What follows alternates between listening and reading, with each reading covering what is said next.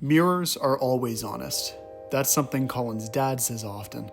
Having finally settled on an outfit that he thinks looks half decent, Colin heads downstairs to the kitchen, retrieves a 6-pack of beer stuffed in the back of the fridge, and then leaves through the front door. Amelia lives in a worn but massive student house, its face adorned with lush, sprawling ivy and large sticky clumps of pollen. Colin met her at a bar poetry night a while back. She had just read some of her stuff and was absolutely hammered, as if she didn't want to remember doing so. The living room is packed, some people familiar to Colin and many not. The music goes from barely audible to all-encompassing when the speakers are turned up.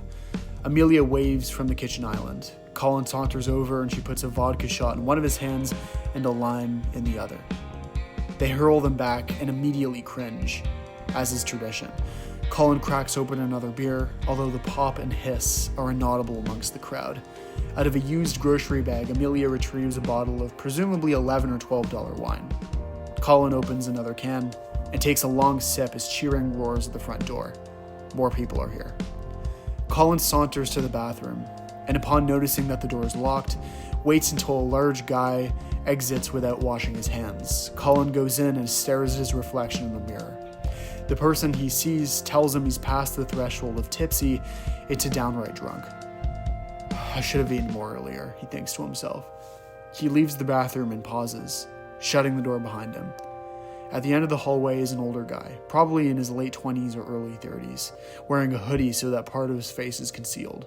He stares at Colin for a moment before looking away and disappearing into the crowd. Colin pauses and his brow furrows. He sets off to find Amelia. She's on the couch in the living room, chatting with her ex-boyfriend. Colin finds it astounding how they're still on such good terms. His head is thick and muddy, a soft buzz quietly ringing in his ears. Hey, he says to Amelia, when it looks like there's a lull in the conversation. There's this kind of creepy guy here tonight. He must be like 28, 29. Have you seen him? No, she remarks. But if I do, I'll be sure to run and scream. Colin doesn't respond, and instead looks around to see if the stranger is in the room. He returns to the kitchen island for another drink. Colin has another beer, then another, and another. His head feels heavy and thick, as if stuffed with dough. There he is again. The stranger walks down from upstairs, past Colin and down the second flight, sipping at a beer as he does. Hey, Colin shouts before thinking. It doesn't matter. The stranger can't hear him. He carefully steps over the swamp of shoes at the foyer before leaving through the front door. Colin follows, tripping at the bottom of the stairs before exiting himself. The stranger's on the front porch, looking out into the night, mumbling something under his breath as Colin steps out beside him. So, Colin says, slightly regretting his choice to follow him out here. How do you know the hosts? Same way you do, the stranger replies, his voice deeply familiar. Colin snickers, taking the remark as a joke. Can I tell you a secret? The stranger says, taking off the hoodie. Colin's face goes pale as his heart starts beating in his throat. Things end up working out, the stranger says, so just calm down and keep doing what you're doing. Standing about a meter from Colin is not a vaguely familiar stranger, but a man he's known all his life. He's him. Amelia's footsteps creak on the staircase, and the stranger walks off the porch, cuts through the front lawn, and ambles down the street. If it weren't for the bright street lamps illuminating the sidewalk, and in turn him, he would be nearly invisible. Colin's balance fades, causing him to sway from side to side like a ship in a storm. He holds onto the porch's wooden railing for support. Suddenly feeling ill, he looks up at the sky and fills his lungs with a long, nervous breath. Well, you look contemplative, Amelia says as she walks out and joins him. Having a late night think, huh? Colin bends down and cringes, his stomach twisting and turning as if tying itself into knots. You alright? I think I'm gonna... Amelia's eyes widen as she pieces together what's about to happen. Colin pukes over the railing into the front yard. Amelia quickly winces and looks away. She leaves, jogging up the staircase, and returns a minute later with a large glass of water. Thanks, Colin says, slowly sipping at it.